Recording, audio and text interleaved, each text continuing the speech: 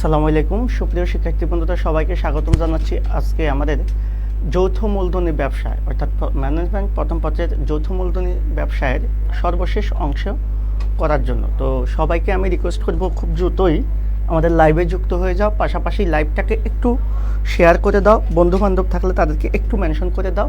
আমি just 1 minute সময় নিচ্ছি তোমাদের কাছ থেকে, জাস্ট তোমরা খুব দ্রুতই সবাই যুক্ত হয়ে যাও, সেজন্য আমি জাস্ট 1 মিনিট সময় নিচ্ছি। আর আজকের ক্লাসের মাধ্যমে আমাদের ম্যানেজমেন্টের সবচাইতে গুরুত্বপূর্ণ যে অধ্যায় অর্থাৎ যৌথ মূলধনী ব্যবসা সেটা শেষ হবে। গত ক্লাসে আমরা প্রথম অংশটা আলোচনা করেছি খুব ডিটেলস। আজকে আমাদের সেকেন্ড অংশ বা লাস্ট পার্ট, এই পার্টটা থেকে ইনশাল্লাহ মোটামুটি আমাদের একটা আইডিয়া চলে আসবে, যেখান থেকে আমরা ইনশাল্লাহ কী করতে পারবো, চাইলে খুব সহজে মোটামুটি ভালো করে 30 নাম্বারের প্রশ্ন কমন পেয়ে যাব। সো শিক্ষার্থী বন্ধুরা, সবাইকে রিকোয়েস্ট করব তোমরা খুব দ্রুতই যুক্ত হয়ে যাও। মাসুদ ভাই টস পোস্টে যান নাই, খুব দ্রুতই যুক্ত হয়ে যাও। আমরা খুব এখনই ক্লাসটা শুরু করতে যাচ্ছি। ওকে ওকে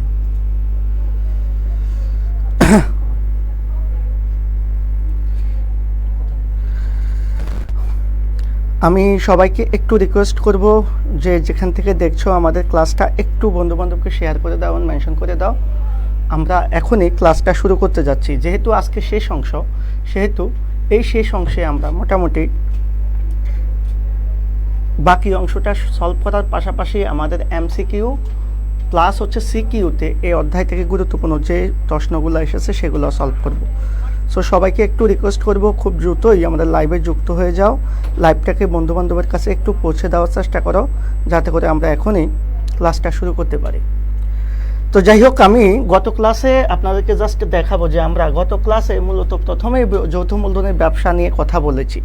যৌথ মূলধনী ব্যবসা কি, যৌথ মূলধনী ব্যবসা কাকে বলে, যৌথ মূলধনী ব্যবসায় একটা ইতিহাস আছে, সেই ইতিহাসগুলো নিয়ে কথা বলেছি, যেগুলো অলরেডি আপনারা অবশ্যই জানেন। কেউ যদি ওই ক্লাসটা না দেখে থাকেন অবশ্যই দেখে নেবেন, কারণ এই ক্লাসটা আপনাদের অবশ্যই দেখা উচিত। এখানে আমি ওইভাবে আলোচনা করেছি। তাহলে এখানে আমাদের যৌথ মূলধনী ব্যবসায় কি, যৌথ মূলধনী ব্যবসায়ের যে আইন এবং যৌথ মূলধনী ব্যবসায়ের যে ইতিহাসটা আছে সেই ইতিহাসটা নিয়ে আমরা একটু কথা বলেছি। আসে নাই তো, বুঝলাম না লাইভে।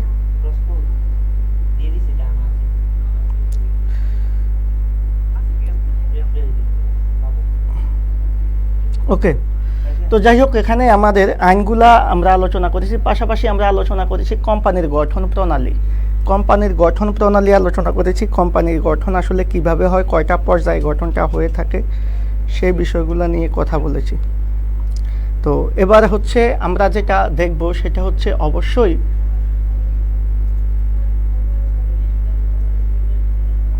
এখানে শো করে না। আচ্ছা ওকে, সমস্যা নেই, ঠিক আছে।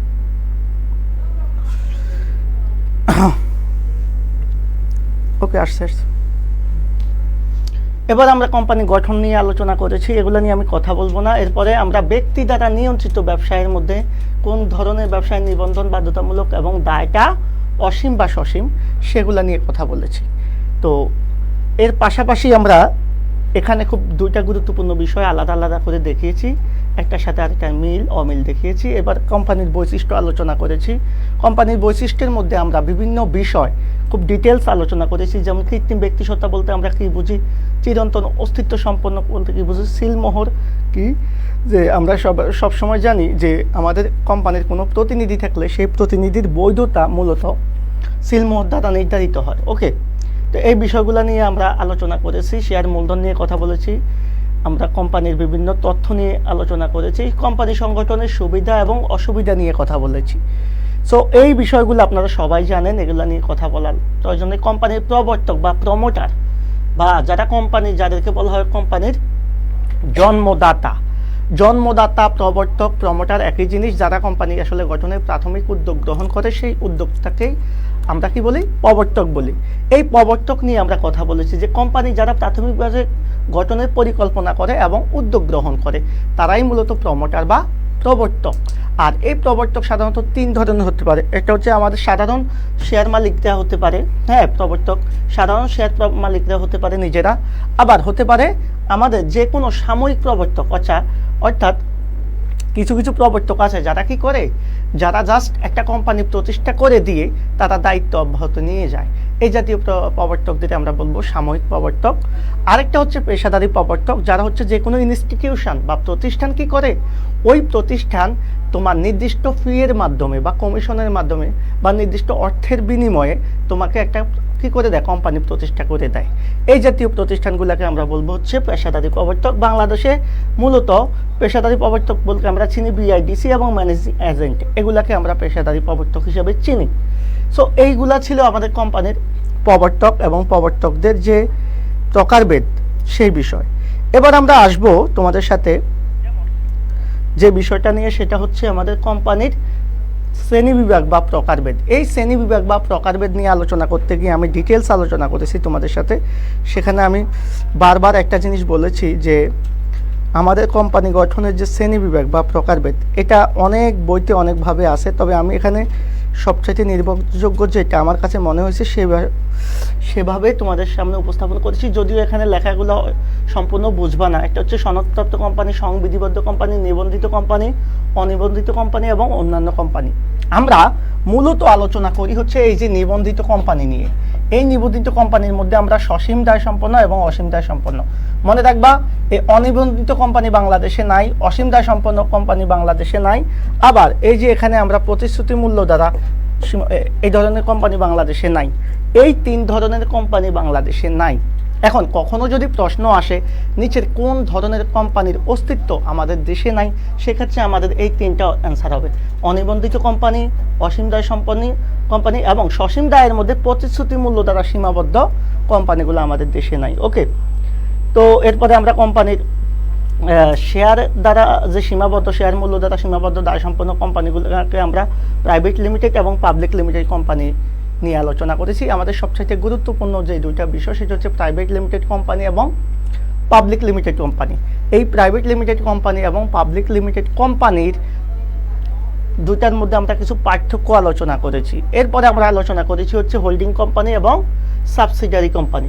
এই 2টা জিনিস আমাদের জন্য খুব বেশি গুরুত্বপূর্ণ। আর এরপরে আমরা অন্যান্য কোম্পানির বিভিন্ন বিষয় নিয়ে কথা বলেছি, এগুলো নিয়ে আলোচনা করার প্রয়োজন নেই। আমরা এবার আলোচনা করব হচ্ছে হ্যাঁ প্রাইভেট ও পাবলিক লিমিটেড কোম্পানির পার্থক্য আমরা আলোচনা করেছি। জাস্ট এক নজরে দেখে দিব যে প্রাইভেট লিমিটেড কোম্পানির সদস্য সংখ্যা সর্বনিম্ন 2 জন, সর্বোচ্চ 50 জন।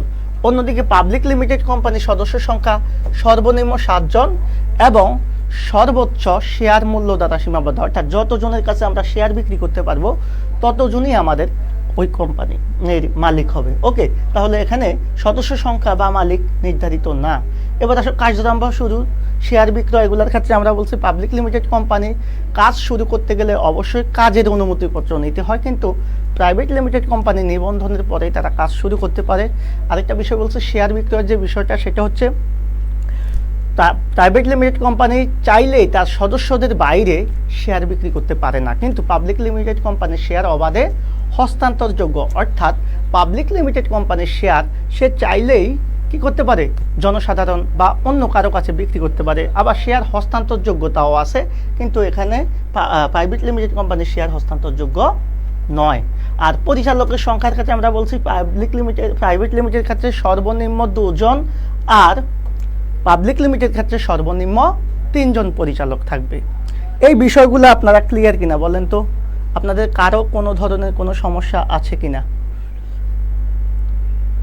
হ্যাঁ, ওয়ালাইকুম আসসালাম। কি অবস্থা, কেমন আছেন? ক্লাস কেমন লাগতেছে, বুঝতেছেন কিনা বা কোনো ধরনের কোনো সমস্যা আছে কিনা যদি জানান, সমস্যা নাই, আমি ক্লিয়ার করে দেব। কোনো ধরনের কোনো প্রবলেম থাকলে তাহলে প্রাইভেট লিমিটেড কোম্পানি ও পাবলিক লিমিটেড কোম্পানির পার্থক্য যেটা, সেটা আশা করি আপনারা খুব ইজিলি ক্লিয়ার হয়েছেন। এবার আসেন আমরা যেটা আলোচনা করব আপনাদের সাথে, সেটা হচ্ছে এই প্রাইভেট লিমিটেড কোম্পানি এবং পাবলিক লিমিটেড কোম্পানির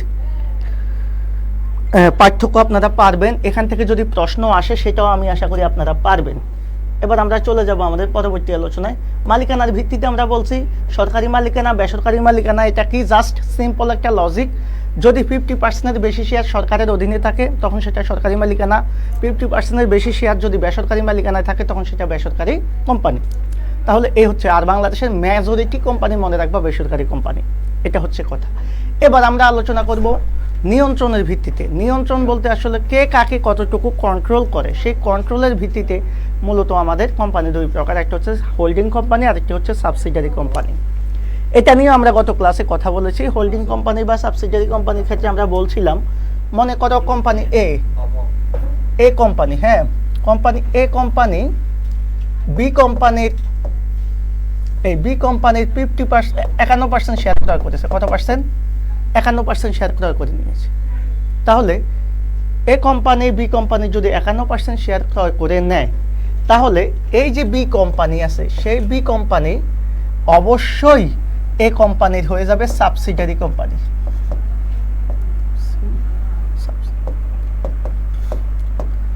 আর এ কোম্পানিকে বলবো আমরা কি কোম্পানি? বি কোম্পানির হোল্ডিং কোম্পানি।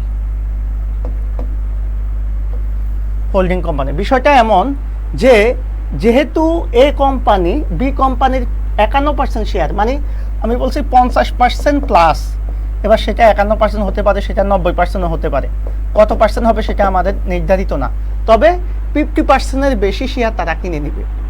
তাহলে কোনো একটা কোম্পানি যদি অন্য একটা কোম্পানির 50%-এর বেশি শেয়ার কিনে নেয় ভাইয়া, তখন ওই কোম্পানিকে বলবো আমরা হোল্ডিং, আর যার শেয়ারটা কিনে নিয়ে যাবে সে তার অধীনে চলে যাবে, তাকে আমরা বলবো সাবসিডিয়ারি কোম্পানি। ওকে, আপনাদের বিষয়টা ক্লিয়ার কিনা? আপনারা একটু বলেন তো বিষয়টা ক্লিয়ার কিনা।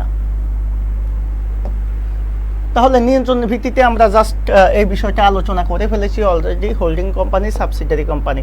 তাহলে 50%-এর বেশি হলে, আর অনিয়ন্ত্রিত কোম্পানি আমরা বলছি আমাদের বাংলাদেশে নাই, এটা নিয়ে কথা বলবো না এখন আর, এগুলা নিয়ে কত কথা বলা হয়েছে আমাদের, এগুলা নিয়ে আমরা কথা বলেছি। ওকে, সমস্যা নাই। আমাদের স্মারকলিপি আর পরিমেলন নিয়মাবলী নিয়ে আমরা কথা বলেছি। তারপরে আমি জাস্ট একটু সংক্ষেপে বলবো, কোম্পানির গঠনতন্ত্র বা মূল দলিল, বা আমরা যেটাকে বলি হচ্ছে কি ব্লুপ্রিন্ট বা গুরুত্বপূর্ণ দলিল, হ্যাঁ এটাকে বলা, এটা হচ্ছে স্মারকলিপি। মনে রাখবা, একটা কোম্পানির সর্বপ্রথম বা সবচেয়ে গুরুত্বপূর্ণ দলিলকে আমরা বলবো, বা মূল দলিলকে বা সনদকে বা সংবিধান বা ব্লুপ্রিন্ট বলা হয় মূলত এই স্মারকলিপি বা সংঘ স্মারক অথবা পরিমেলবদ্ধ, যেটাকে আমরা MOA বলি, অর্থাৎ মেমোরেন্ডাম অফ অ্যাসোসিয়েশন। এই মেমোরেন্ডাম অফ অ্যাসোসিয়েশন আমাদের মোটামুটি মাথায় রাখবা, কোম্পানির কখনো সরকারি অনুমতি পাবে না এই স্মারকলিপি ছাড়া। আর এই স্মারকলিপির কথা বলা থাকবে কোম্পানির 6 ধারায় এবং 9 ধারার, এটার পরিবর্তনের কথা বলা থাকবে 12 ধারায়। ওকে, আর স্মারকলিপি স্বাক্ষরিত হবে অবশ্যই উদ্যোক্তা কর্তৃক। এই বিষয়গুলো আমাদের স্মারকলিপির জন্য খুব গুরুত্বপূর্ণ, এখান থেকে প্রশ্ন আসেই। সো এটাকে আপনারা অবশ্যই গুরুত্ব দিয়ে পড়বেন। স্মারকলিপির যে বিষয়টা, এটাকে আপনাদের গুরুত্ব দিয়ে পড়তেই হবে। স্মারকলিপি এবং পরিমেলন নিয়মাবলী কোম্পানির দুইটা গুরুত্বপূর্ণ দলিল। এর মধ্যে স্মারকলিপিকে আমরা বলবো কোম্পানির মূল দলিল বা মূল সনদ বা প্রধান দলিল অথবা সংবিধান অথবা ব্লুপ্রিন্ট। ওকে, এবার আসো আমাদের পরবর্তী যে আলোচনা, সেই আলোচনাতে আমরা একটু চলে যাব। সেটা হচ্ছে নিচের কোন দলিল সংগঠনকে কোম্পানির ব্লুপ্রিন্ট বলা হয়? এটা ঢাকা ইউনিভার্সিটির একটা প্রশ্ন, আপনারা পারবেন অবশ্যই। স্মারকলিপি, স্মারকলিপির ধারা মূলত 6টা। এই 6টা ধারা আমরা জানি, একটা নাম ধারা, অবস্থান ও ঠিকানা ধারা, এগুলা আমরা উদ্দেশ্য ধারা জাস্ট একবার দেখে নিব, মূলধন ধারা, দায় ধারা, সম্মতি ধারা। ওকে, এই 6টা ধারা। এবার আমরা বলবো হচ্ছে পরিমেলন নিয়মাবলী। এই পরিমেলন নিয়মাবলী কি ভাইয়া? একটা কোম্পানির হ্যাঁ পরিচালনার মূল উপবিধি, পরিচালনা কোম্পানি গঠনের যে অভ্যন্তরীণ নিয়ম নীতি যেই দলিলে লেখা থাকে সেটাকে আমরা বলি হচ্ছে পরিমেলন নিয়মাবলী বা সংঘবিধি অথবা AOA, অর্থাৎ আর্টিকেল অফ অ্যাসোসিয়েশন। এটাও আমাদের জন্য মোটামুটি একটা গুরুত্বপূর্ণ দলিল। এই দলিলটা আমরা মোটামুটি ওইভাবে একটু দেখে নেব। এগুলা নিয়ে আমরা যদিও আলোচনা করেছি, আমি জাস্ট আজকে একটু রিমাইন্ডার দিয়ে দিচ্ছি তোমাদেরকে, কারণ এটা যদি না দেই তাহলে তোমাদের অনেক কিছু মাথায় আসবে না। আর এই পরিমেলন নিয়মাবলীতে কি আছে? অভ্যন্তরীণ নিয়ম নীতির কথা বলা আছে, এটা পরিচালনার উপবিধি বলা হয়েছে এগুলা। আর মাথায় রাখবা, পাবলিক লিমিটেড কোম্পানির জন্য পরিমেলন নিয়মাবলী বাধ্যতামূলক না, কারণ সেটা তারা তার বিকল্প হিসাবে কি করতে পারে? টেবিল এবার তফসিল এককে গ্রহণ করতে পারে। তবে গ্যারান্টি দ্বারা সীমাবদ্ধ দায় সম্পন্ন কোম্পানি বা অসীম দায় সম্পন্ন কোম্পানি বা প্রাইভেট লিমিটেড কোম্পানির জন্য অবশ্যই পরিমাণ নিয়মাবলী তৈরি করাটা বাধ্যতামূলক। আর এটার আইনের 18 ধারা কোম্পানির 18 ধারা এটা সম্পর্কে বলা আছে, আর 20 ধারা এটার পরিবর্তন সম্পর্কে বলা আছে, আর কিছু লাগবে না। এটা হচ্ছে পরিমেলন নিয়মাবলী এবং স্মারকলিপির মূল আলোচনা। এর বাইরে আপনাদের তেমন কোনো কিছুই আসবে না।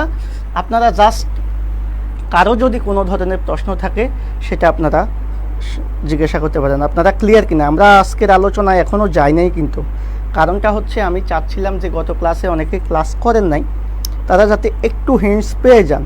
কারণ হিন্টস না পেলে তো দেখা গেছে আপনারা অনেক কিছুই বুঝবেন না। সরাসরি যদি আমি শেষ অংশে চলে যাই, তো শেষ অংশে আমি প্রায় চলে এসেছি। আমরা এখন যেটা করব সেটা হচ্ছে এই শেষ অংশের জন্য আমরা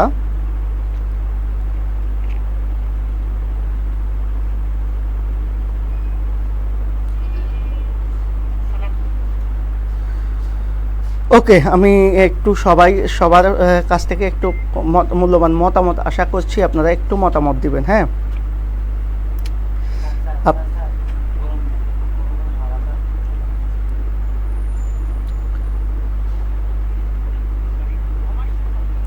এবার আমরা আলোচনায় চলে যাব পরবর্তী অংশে, কোম্পানির ন্যূনতম মূলধন। এটা নিয়ে আমরা কথা বলেছি গত ক্লাসে। অপটিমাম ক্যাপিটাল বা ন্যূনতম মূলধন বা একেবারে যে মূলধনটা আমাদের সর্বনিম্ন প্রয়োজন। একটা কোম্পানির গঠন করতে গেলে আমাদের কি করতে হয় বলতো? প্রাথমিক খরচ করতে হয়। প্রাথমিকভাবে অনেক ধরনের খরচ আছে। চলতি মূলধন সংগ্রহ করতে হয়, আর প্রাথমিকভাবে বিভিন্ন ধরনের দলিলপত্র প্রণয়ন সহ অনেক ধরনের কস্টিং আছে। এই কস্টিং জন্য এগুলা পূরণের জন্য সর্বনিম্ন যে পরিমাণ মূলধনের আমাদের শুরুতেই কালেকশন করতে হয় সেটাকে আমরা বলবো ন্যূনতম মূলধন। এটা হতে হবে কোম্পানির আমাদের যে টোটাল ক্যাপিটাল, ফুল ক্যাপিটালের 5% কমপক্ষে 5% হতে হয় এই ন্যূনতম মূলধন। নগদ অর্থে হতে হবে মূলধনের 5%। আর এটা কারা নির্ধারণ করবে? অবশ্যই যারা কোম্পানি পরিচালনা করে বা কোম্পানি গঠনের উদ্যোগ গ্রহণ করে তারা, অর্থাৎ উদ্যোক্তারা কি করে এটার পরিমাণ নির্দিষ্ট করেন। বিবরণপত্রে উল্লেখ করে বিবরণপত্র, এটা খুবই গুরুত্বপূর্ণ। বিবরণপত্র প্রচারের 180 দিন বা 6 মাসের মধ্যেই এই ন্যূনতম মূলধন সংগ্রহ করতে হয়। এটা সংগ্রহের কারণ আমরা বলেছি যে চলতি মূলধন সংগ্রহ, প্রাথমিক খরচ, পাশাপাশি হচ্ছে আমাদের কি করতে হয়? শেয়ার বিক্রয়ের জন্য আমাদের যে অবলেখক বা দালাল আছে, সেই অবলেখক বা দালালের কি দিতে হয়? কমিশন দিতে হয়। এবার আসে নিবন্ধনপত্র। নিবন্ধনপত্র হচ্ছে আমাদের মনে রাখবা কোম্পানির মূল জন্ম সনদ। মূল জন্ম সনদ বলতে হচ্ছে কোম্পানি যে নিবন্ধন করা হয়েছে সেটার জন্য যে সনদটা আমরা পাবো, সেই সনদটাকে আমরা বলবো মূলত নিবন্ধনপত্র। আর কোম্পানির অস্তিত্বের পক্ষে সবচেয়ে গুরুত্বপূর্ণ দলিল কিন্তু এটা। একটা হচ্ছে কোম্পানির গুরুত্বপূর্ণ দলিল বললে হবে স্মারকলিপি, কিন্তু অস্তিত্বের পক্ষে সবচাইতে গুরুত্বপূর্ণ দলিল বললে হবে নিবন্ধনপত্র। ওকে, এটা নিয়ে আমরা কথা বলবো না। বিবরণপত্র নিয়ে আমরা আলোচনা করেছি, এটা নিয়ে আলোচনা করব না। আর আমরা এবার কোম্পানির নিয়ন্ত্রণ বা সচিব, এই বিষয়গুলো নিয়ে কথা বলবো। আমি আপনাদেরকে একটা কথা জানাই, সেটা হচ্ছে একটা জিনিস মাথায় রাখবেন। আমি যেভাবে আপনাদের সাথে আলোচনা করছি এটা হচ্ছে শুধু আপনাদের এইচএসসির জন্য না। এখানে এটা যদি আপনারা মোটামুটি আমার ক্লাসটা ওইভাবে বুঝেন তাহলে আপনাদের এটা অ্যাডমিশন টেস্ট পার করে দেবে। ওকে, কারণ আলোচনাগুলো হচ্ছে একেবারে ডিটেলস, মানে কোনো ধরনের সংক্ষিপ্তভাবে আলোচনা আমি করছি না। কারণ হচ্ছে আমি চাচ্ছি আপনারা এই ক্লাসের মাধ্যমে শুধু কোম্পানি সংগঠন না, টোটাল ম্যানেজমেন্টের একটা ধারণা পান। পাশাপাশি হচ্ছে সামনে যেহেতু আপনাদের পরীক্ষা, সময় বেশি নেয়, এরপরে অ্যাডমিশান টেস্ট। আমার এই ক্লাসটা আপনারা করলে শুধু এখন না, আপনাদের অ্যাডমিশান টেস্ট পর্যন্ত কাজে লাগবে। এবং কতটা কাজে লাগবে সেটা আপনারা তখন ফিল করবেন। যদি কেউ ক্লাসটা করে থাকেন অবশ্যই ফিল করবেন, এটা আমার দৃঢ় বিশ্বাস। বাকিটা আসলে আপনাদের উপর ডিপেন্ড করে, আপনারা আসলে কি মনে করেন আমি সেটা জানি না। আর একটা বিষয় আমি বলি, আপনারা আসলে সবচাইতে বড় সমস্যা হচ্ছে আপনারা ক্লাসে ওইভাবে থাকেন না, মতামত দেন না যে আসলে ক্লাসটা কেমন হচ্ছে, অথবা কোনো ধরনের কোনো প্রশ্ন করেন না। আপনাদের সবচাইতে বড় দুর্বলতা এই জায়গায়। কেন করেন না আমি নিজেও জানি না। হ্যাঁ, সো আপনারা অবশ্যই কমেন্ট করবেন, পাশাপাশি ক্লাসটাকে বন্ধুবান্ধবের কাছে একটু শেয়ার করে দিবেন। তাহলে মোটামুটি আপনারা নিয়মিতভাবে ক্লাস পাবেন এবং আপনাদের আপনাদের প্রয়োজনীয় যা যা প্রয়োজন, সামনে আমাদের কিছু ক্লাস আছে, অর্থাৎ আমি কিছু ক্লাস নিব সামনে, যেমন আপনাদের সবচাইতে জটিল অ্যাকাউন্টিংয়ের হচ্ছে যৌথ মূলধনী কোম্পানির আর্থিক বিবরণী বা এক মালিকানা ব্যবসার আর্থিক বিবরণী, অর্থাৎ হিসাব বিজ্ঞান প্রথম পত্র এবং দ্বিতীয় পত্রের আর্থিক বিবরণী নিয়ে সমস্যা, অনেকের সমন্বয় জাবেদা নিয়ে সমস্যা, অনেকের আবার অবচয় নিয়ে সমস্যা, অনেকের আছেন যাদের দ্বিতীয় পত্রে উৎপাদন ব্যয় নিয়ে সমস্যা হতে পারে, অথবা দ্বিতীয় পত্রে আপনাদের অংশীদারি ব্যবসা নিয়ে সমস্যা হতে পারে। যাই সমস্যা থাকুক না কেন, আমার ক্লাস যদি আপনারা করেন আপনাদের কোনো সমস্যাই হবে না। আজকে আপনাদের 3টায় আমরা কার্যপত্রের এমসিকিউগুলো নিয়ে কথা বলবো। এরপরে আপনারা যেটা করবেন, অবশ্যই জানাবেন যে কোন ক্লাসটা আপনাদের লাগবে, কোনটা আপনাদের বেশি জরুরি, কোনটা আপনাদের ভালো লাগছে। সো এই বিষয়গুলো যদি জানান আমরা অবশ্যই হ্যাপি হব। কারণ হচ্ছে আপনাদের মাধ্যমেই আমরা, সো এই বিষয়গুলোকে আপনারা একটু খেয়াল করবেন। এখন আসেন, যাই হোক, কোম্পানির নিয়ন্ত্রণ মানে হচ্ছে কোম্পানির নিয়ন্ত্রণে যারা থাকে আর কি, তার মধ্যে সর্বপ্রথম যেটা সেটা হচ্ছে কোম্পানির পরিচালক। এখান থেকে আপনাদের ওইভাবে প্রশ্ন আসবে না, জাস্ট আমি এটা লিখেছি জাস্ট আপনাদের কি একটা আইডিয়া দেওয়ার জন্য। এখান থেকে আপনাদের ওইভাবে সিকিউ প্রশ্ন আসবে না। কোম্পানির যে শেয়ার মালিক কোম্পানির পরিচালনা এবং ব্যবস্থাপনায় অংশগ্রহণ করে তাদেরকে বলা হয় কোম্পানির পরিচালক। এখন বিষয়টা হচ্ছে এই যে পরিচালক নিয়োগের কিছু প্রক্রিয়া আছে, সেই প্রক্রিয়া নিয়েও আমরা কথা বলবো। তবে আমার কাছে মনে হচ্ছে পার্সোনালি আমরা কোম্পানি সংগঠন যে বিষয়গুলো আলোচনা করে এসেছি গত ক্লাসে প্লাস আজকের ক্লাসে, ওই বিষয়গুলো খুব বেশি গুরুত্বপূর্ণ। আমি ক্লাস শেষে একটা সংক্ষেপে বলে দিব যে কোন টপিক্সটাকে তোমরা বেশি গুরুত্ব দিয়ে পড়বা আর কোন টপিক্সটা তোমরা স্কিপ করে যাবা, কারণ কোম্পানির সংগঠন অনেক বড়, সেক্ষেত্রে তোমাদের সব পড়ার দরকার নাই। ওকে, এখন কোম্পানির যে কোনো সাধারণ শেয়ার হোল্ডারই কিন্তু কোম্পানির পরিচালন হতে পারে। আর একটা কথা মাথায় রাখবা, কোম্পানির সবচাইতে গুরুত্বপূর্ণ, সবচাইতে পাওয়ার বা ক্ষমতার অধিকারী কিন্তু শেয়ার হোল্ডারদের পক্ষে সবচাইতে ক্ষমতার অধিকারী হচ্ছে পরিচালকগণ। সো এই পরিচালক হচ্ছে কোম্পানির নিয়ন্ত্রণ বা কন্ট্রোল করে, সেজন্য আমরা এখানে হেডিং দিয়েছি কোম্পানির নিয়ন্ত্রণ। আসলে নিয়ন্ত্রণে কারা কারা থাকে, অর্থাৎ আমরা একটা কথা বলি হিসাব বিজ্ঞানে যে অভ্যন্তরীণ ব্যবহারকারী এবং বাহ্যিক ব্যবহারকারী, তোমরা অবশ্যই শুনেছ। এই অভ্যন্তরীণ ব্যবহারকারীদের মধ্যেই কিন্তু এই যে পরিচালক বলেন, সচিব বলেন, ব্যবস্থাপনা পরিচালক বলেন, অথবা আমরা যদি বলি হচ্ছে আমাদের উপরস্থ কোনো কর্মকর্তা, তারা থাকে। ওকে, এখন আসেন, এই যে এগুলা নিয়ে কথা বলেছি, কোম্পানি পরিচালকের জন্য অবশ্যই নিবন্ধককে 15 দিন পূর্বে কি করতে হবে, জানাতে হবে। এই বিষয়টা আপনাদের খেয়াল রাখতে হবে। তুমি যদি পরিচালক হতে হয় তাহলে অবশ্যই তোমাকে অন্তত কমপক্ষে 15 দিন পূর্বে তাকে জানাতে হবে। আর মাথায় রাখবা, আমাদের যে ম্যানেজিং এজেন্ট থাকবে অর্থাৎ ব্যবস্থাপনা প্রতিনিধি থাকবে, তারা কর্তৃক কোম্পানি নিয়োগ দেওয়া হবে, তবে সেটা অবশ্যই 3/1 অংশের বেশি হবে না। এই যে ম্যানেজিং এজেন্ট কর্তৃক যে নিযুক্ত পরিচালক থাকবে সেটা কখনোই আমাদের মোট পরিচালকের 1/3 মানে 3/1 অংশের বেশি হবে না। অর্থাৎ মনে করো পরিচালক সাপোজ তোমার 15 জন, তাহলে ম্যানেজিং এজেন্ট কর্তৃক দিতে পারবে কয়জন, 5 জন পরিচালক নিয়োগ করতে পারবে। আর একই সাথে একটা বিষয় মাথায় রাখবা, ওই প্রতি বছরই আমাদের মোট যে পরিচালক, অর্থাৎ ওই যে ধরে নিলাম 15 জন, তার মধ্যে 1/3 অর্থাৎ 1/3 মানে হচ্ছে 3/1 ভাগ। এই 3/1 ভাগ মানে 5 জন বাধ্যতামূলকভাবে অপশন নিতে হয়। এটা হচ্ছে সিস্টেম। ওকে, আমরা এই আলোচনাগুলা কি আপনারা বুঝতেছি? আপনারা যদি একটু জানান। এবার আসেন আমাদের সবথেকে গুরুত্বপূর্ণ যে বিষয়টা, সেটা হচ্ছে কারা পরিচালক হতে পারবে আর কারা পরিচালক হতে পারবে না। এই বিষয়টা আমাদের জন্য খুব গুরুত্বপূর্ণ। আমি জাস্ট এখানে পয়েন্ট করে লিখে দিয়েছি, যদিও এটা আপনাদের জন্য অতটা গুরুত্বপূর্ণ না। আমরা জানি যারা মূলত কোম্পানির সাধারণ শেয়ার হোল্ডার, আমরা সবাই জানি যে সাধারণ শেয়ার হোল্ডার ছাড়া অগ্রাধিকার শেয়ার হোল্ডার অথবা অন্য কোনো শেয়ার হোল্ডার কোম্পানির মালিক হতে পারে না, বা তারা পরিচালনায় অংশগ্রহণ করতে পারে না, অথবা ভোটাধিকার যাদের যে যোগ্যতা তাদের স্বার্থ সংশ্লিষ্ট ছাড়া অন্য কোনো বিষয়ে তারা ভোট দিতে পারে না। সো কোম্পানির পরিচালক হতে হলে অবশ্যই তাকে সাধারণ শেয়ারের মালিক হতে হবে, আর তাকে অবশ্যই ন্যূনতম শেয়ারটা ক্রয় করতে হবে। অর্থাৎ ওই যে কোম্পানির শুরুতে যে মূলধন সংগ্রহ করার জন্য যে মূলধন সংগ্রহ করা হয় যতটুকু, সেই মূলধনটা তাকে অবশ্যই সংগ্রহে কি করতে হবে, তার অবদান থাকতে হবে। অর্থাৎ ন্যূনতম মূলধন সংগ্রহ যাদের কাছ থেকে করা হবে, অর্থাৎ যারা কোম্পানির পরিচালক হবে, অবশ্যই তারা ন্যূনতম মূলধনের ওই যে তাদের যে অংশটা পোর্শনটা তারা সেটা অবশ্যই দিতে হবে। এখন কোম্পানির পরিচালক হতে পারে, ঠিক আছে, কিন্তু পরিচালক হতে পারে না কারা, এটা কিন্তু বিশাল একটা সংখ্যা।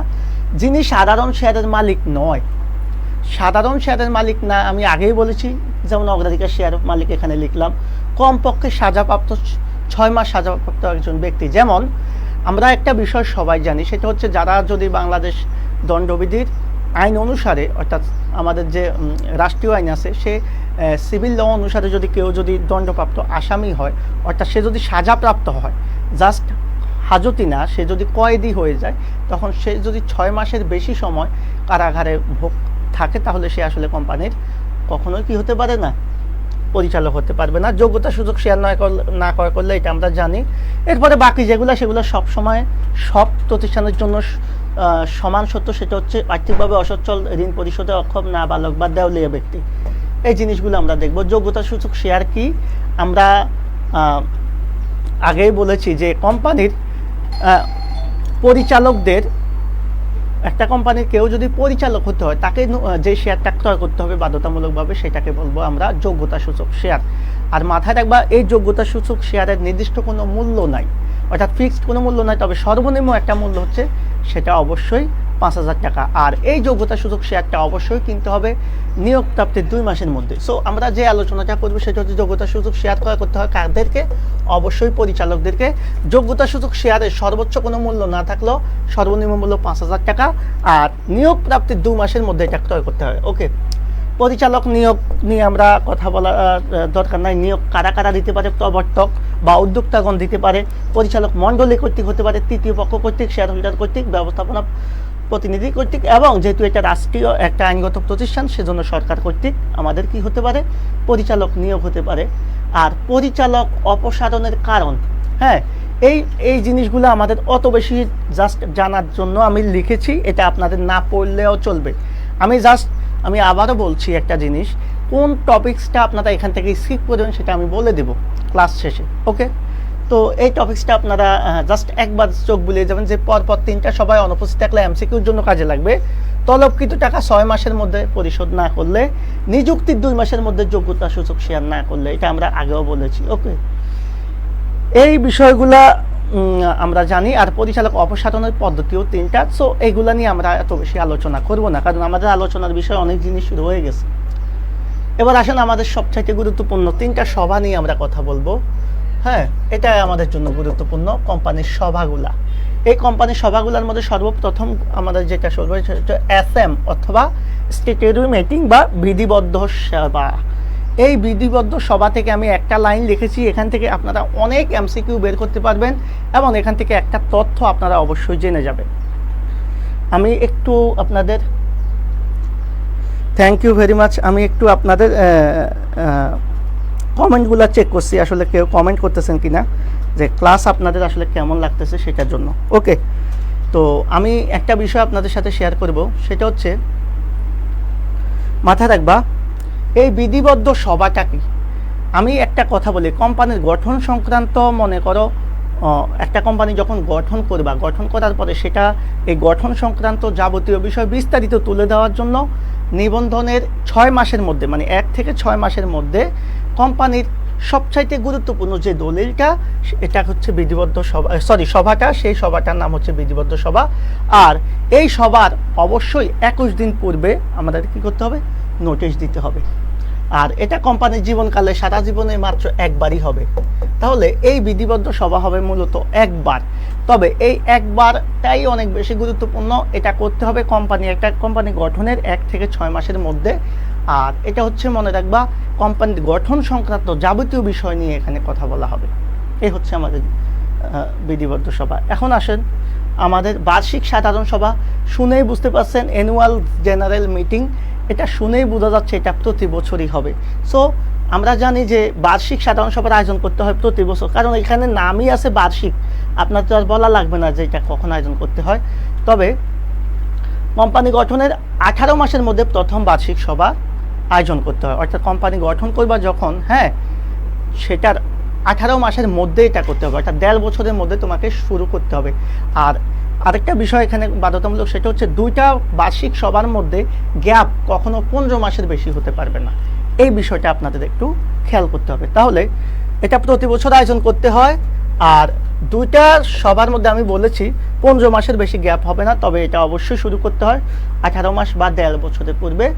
আর বার্ষিক সভা 14 দিন পূর্বে, যদিও এটা আগে ছিল 21 দিন, কিন্তু বর্তমানে এটা 14 দিন পূর্বে নোটিশ দিতে হয়। এখানেও আমাদের একই বিষয় থাকবে। সো এই বিষয়গুলোকে আমরা খেয়াল করতে হবে। বার্ষিক সভার আলোচ্য বিষয় এই যে লাভ ক্ষতি পরিচালনা সংক্রান্ত এগুলো নিয়ে আমাদের লাগবে না। আর বার্ষিক সভায় আমরা কি করি, পরিচালক এবং নির্বাচন করি, তাদের পারিশ্রমিক নির্ধারণ করি এবং লভ্যাংশ বন্টনের সুপারিশ করি। সবচেয়ে মজার বিষয় হচ্ছে তোমরা যখন একটা বিষয় দেখবা যে আমরা শেয়ার হোল্ডারদের যে লভ্যাংশ দিয়ে থাকি, সেই লভ্যাংশর বিষয়াশয় বা আমাদের কোম্পানির লাভ ক্ষতি সংক্রান্ত পরিচালনা সংক্রান্ত যাবতীয় জিনিসগুলোই কিন্তু আমাদের বার্ষিক সাধারণ সভা হয়ে থাকে। এবার আসো বিশেষ সাধারণ সভা, মানে যেটাকে আমরা এক্সট্রাঅর্ডিনারি জেনারেল মিটিং বা ইজিএম বলি। ওকে, এই ইজিএমটা হচ্ছে আমাদের বিশেষ, বলছে কথাটা হচ্ছে বিশেষ। ভাইয়া বিশেষ মানে হচ্ছে এটা কিন্তু নির্ধারিত না, হঠাৎ কোনো সমস্যার কারণে চাইলে আমাদের কি করতে পারে, আমাদের কোম্পানির যে টোটাল শেয়ার মালিক তার 10 ভাগের 1 অংশ কি করতে পারে, মালিক যদি অনুরোধ করে তাহলে 21 দিনের মধ্যে এটা অনুষ্ঠিত করা হয়। ওকে, তাহলে কোম্পানি হঠাৎ উদ্ভাবিত কোনো সমস্যার কারণে, অর্থাৎ কোনো ধরনের কোনো প্রবলেম হয়েছে, সেই কারণে যদি আমাদের 10% অর্থাৎ 10 ভাগের 1 ভাগ শেয়ার মালিক অনুরোধ করে তাহলে 21 দিনের মধ্যে এটা অনুষ্ঠান করতে হয়। আর মাথায় রাখবা, পরিচালকরা 21 দিনে অনুষ্ঠিত করতে না পারলে 3 মাস পর শেয়ার হোল্ডাররা এটা নিজেরা কি করতে পারে, নিজেরা আয়োজন করতে পারে। এ হচ্ছে আমাদের বিশেষ সাধারণ সভা। তবে এটা আমাদের সব সময় হবে না, এটা বিশেষ কোনো ঘটনার পরিপ্রেক্ষিতে হতে পারে। তাহলে কোম্পানির গুরুত্বপূর্ণ 3টা দলিল নিয়ে আমরা কথা বলে ফেলেছি। সো এই 3টা দলিল, একটা হচ্ছে আমাদের বিধিবদ্ধ সাধারণ সভা, বার্ষিক সাধারণ সভা এবং বিশেষ সাধারণ সভা। এর মধ্যে আমরা বিধিবদ্ধ সাধারণ সভা সম্বন্ধে জেনেছি যে এটা কোম্পানির জীবনকালে একবার হবে এবং কোম্পানির গঠন সংক্রান্ত যাবতীয় বিষয় নিয়ে সেখানে কথা বলা হবে। বার্ষিক সাধারণ সভা সম্বন্ধে জেনেছি এতে প্রতি বছরই হতে হয়। আর এই বার্ষিক সাধারণ সভা সাধারণত কোম্পানি গঠনের 18 মাসের মধ্যে শুরু করতে হয়। তবে দুইটা বার্ষিক সাধারণ সভার মধ্যে গ্যাপ 15 মাসের বেশি হবে না। অর্থাৎ তুমি এই বছর একটা করেছো মনে করো জুলাই মাসে, তাহলে সামনের বছর জুলাই হলে 1 বছর হবে, মানে সামনের বছর ডিসেম্বর পর্যন্ত তুমি সময় নিতে পারবা, এর বেশি সময় নিতে পারবা না পরেরটা আয়োজন করার ক্ষেত্রে। আরেকটা বিষয় আমরা বলেছি যে বার্ষিক সাধারণ সভায় মূলত কোম্পানির লাভ ক্ষতি সংক্রান্ত, পরিচালনা সংক্রান্ত, পরিচালক মণ্ডলী নিয়োগ সংক্রান্ত, এই যে যাবতীয় শেয়ার হোল্ডারদের বিভিন্ন বিষয় নিয়ে, লাভ ক্ষতির সুপারিশ নিয়ে, লভ্যাংশ বন্টনের সিস্টেম নিয়ে, টোটাল বিষয়টা নিয়ে আমাদের কথা বলা হয়। আর বিশেষ সাধারণ সভা বলছি যে উদ্ভাবিত যদি কোনো সমস্যা হয়, কোনো ধরনের কোনো প্রবলেম ক্রিয়েট হয়, তখন হঠাৎ করে আমরা কি করব, এই বিশেষ সাধারণ সভাটা আয়োজন করব। কোম্পানির সচিব, আমরা জানি সচিব কারা, যারা কোম্পানির উচ্চপদস্থ কর্মচারী কোম্পানির সচিব। ওকে, আর সচিবদের কাজ কি মাথা রাখবা, সচিবরা মূলত কোম্পানির যে আমাদের ব্যবস্থাপনা কর্তৃপক্ষ আছে এবং কোম্পানির যে শেয়ার মালিক তাদের মধ্যে সংযোগ রক্ষাকারী বা সংযোগকারী অধিকর্তা হিসেবে কাজ করেন।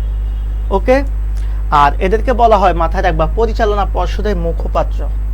এই বিষয়টা আমাদের দরকার, আর বেশি দরকার নাই।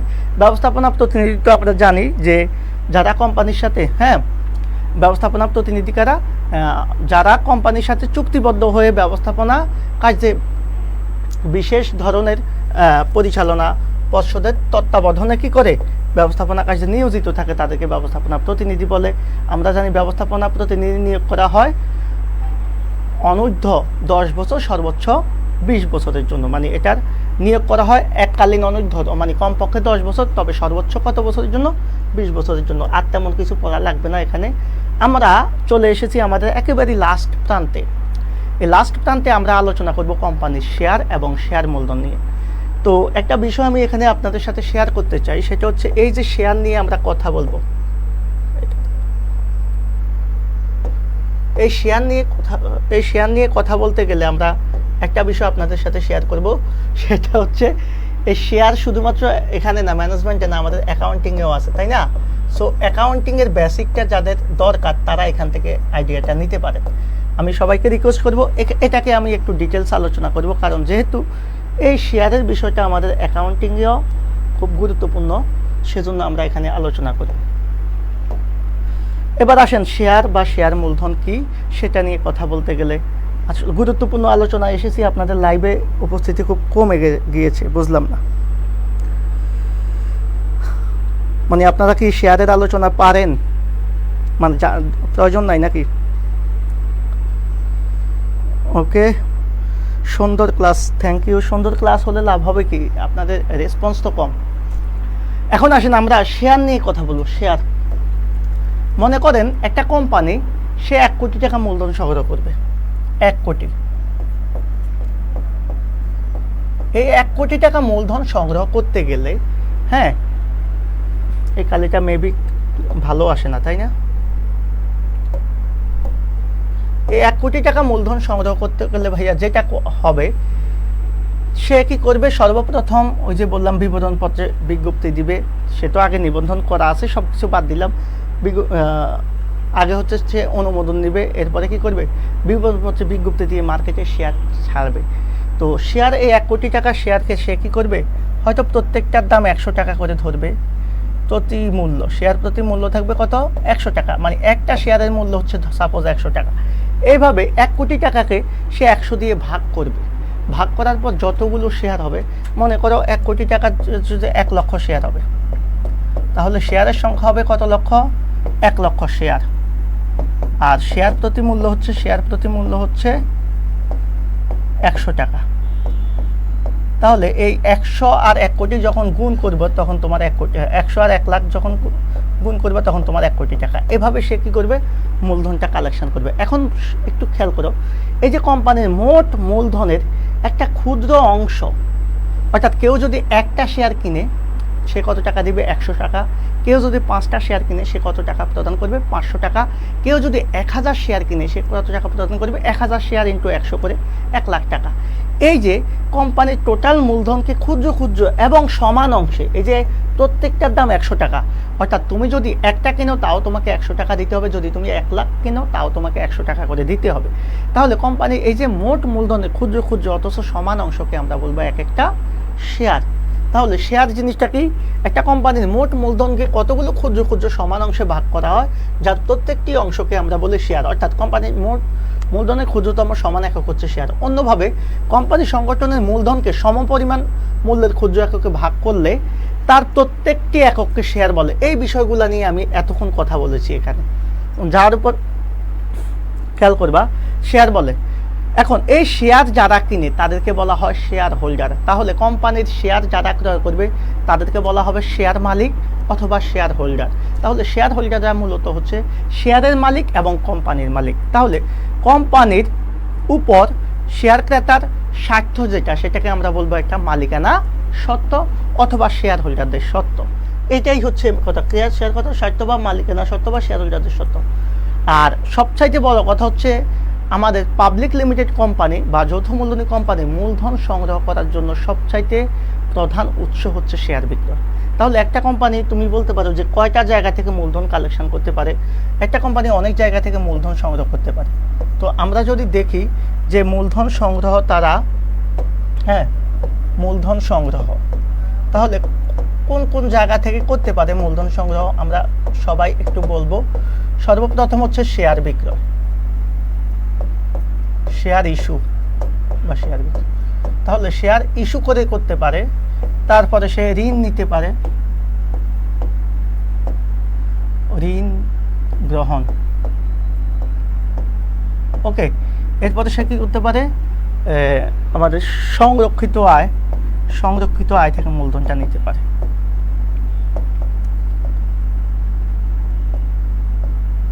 আয় থেকে নিতে পারে। এই 3টা উৎস, মূলত 4টা উৎস। এখানে শেয়ার বিক্রয় বলতে আমরা 2 ধরনের শেয়ার বুঝি, একটা হচ্ছে সাধারণ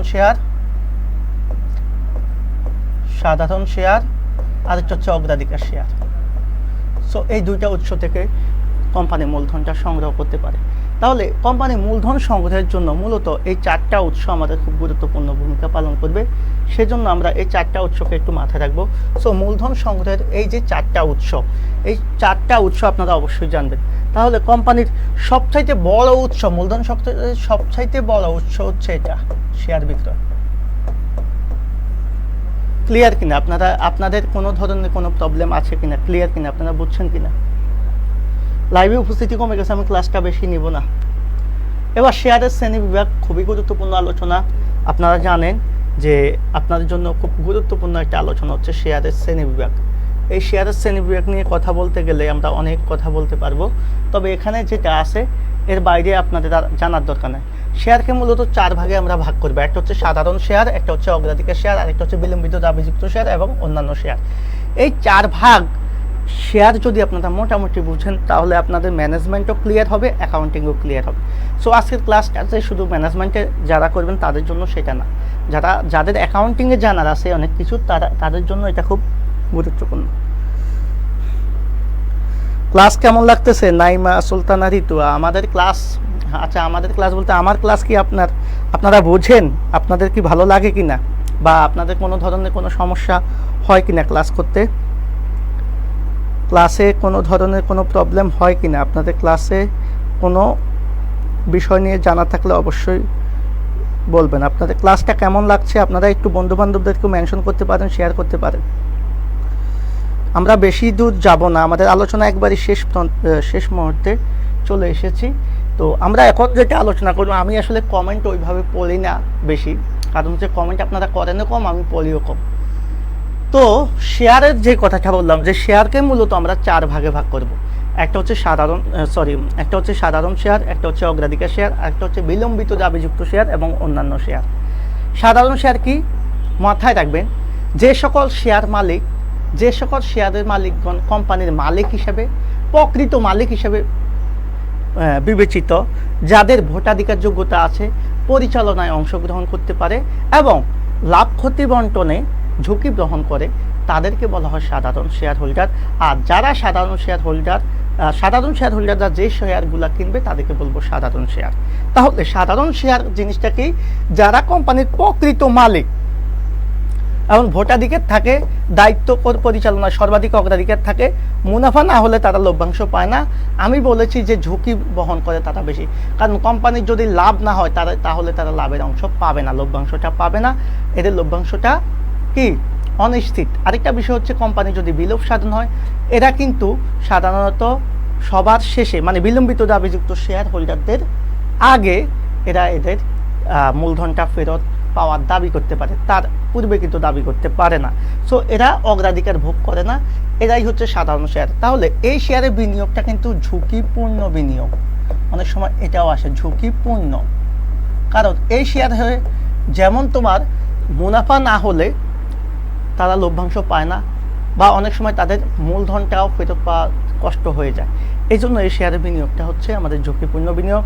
যেহেতু এই শেয়ারের ঝুঁকি বেশি, সেহেতু এই শেয়ার হোল্ডারদের লাভও বেশি হতে পারে। আমরা জানি অ্যাকাউন্টিংয়ে বা আমাদের বিজনেসে একটা কথা বলে, নো রিস্ক নো গেইন।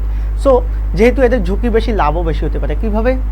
যদি কোম্পানির মুনাফাটা বেশি হয় তাহলে এরা বেশি পরিমাণ লভ্যাংশ পায়। ক্লিয়ার? এই হচ্ছে বিষয়। এবার আসেন অগ্রাধিকার শেয়ার হোল্ডার।